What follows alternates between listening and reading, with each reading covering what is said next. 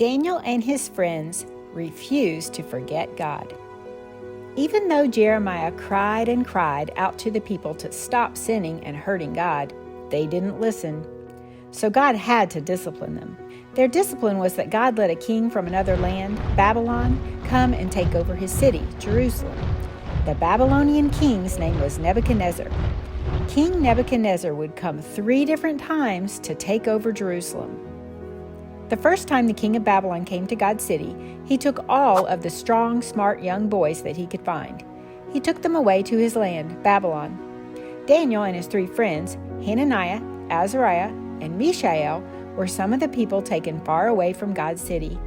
They had to stay with the proud king Nebuchadnezzar and do what he said, or he could punish them. They would never see their families again.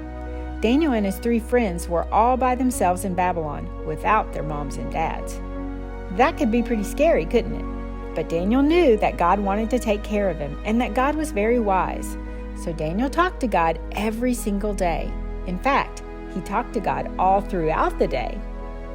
There were many other boys who had been taken away from God's land, too. Most of the other boys started to forget to talk to God every day, but not Daniel. Most of the other boys started to break God's 10 rules, but not Daniel. When those other boys didn't have their moms and dads around to help them, they chose to forget and disobey God, but not Daniel, not Hananiah, not Azariah, and not Mishael. They did not forget God. Daniel and his 3 friends trusted God. They obeyed him. They talked to him all the time. In their hearts, they really wanted the time to come when God would bring all of his people back to his special land, his city.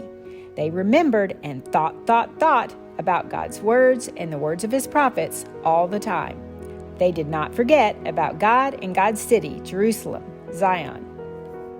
Daniel didn't know it at the time, but he would never go back to his home in God's city. He ended up serving 4 different kings throughout his life in Babylon.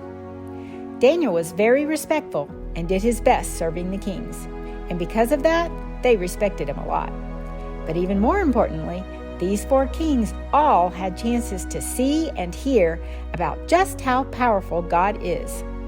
Pay close attention in the stories after this, and you'll see what I mean. So even though at first it seemed like a hard thing for Daniel and his 3 friends to be taken away from their homes, God still had a plan for them. God looked down on the earth and saw these special boys growing up to be men. God saw that they would not forget about him, even in a faraway land. So God said, I'm going to use those guys. Those guys are going to tell the world's kings about me, the King of all kings and the only King of heaven and earth. So no matter what happens the rest of your life, good, bad, scary, sad, happy, whatever happens, refuse to forget. God expects you to always remember, and serve him every day for the rest of your life.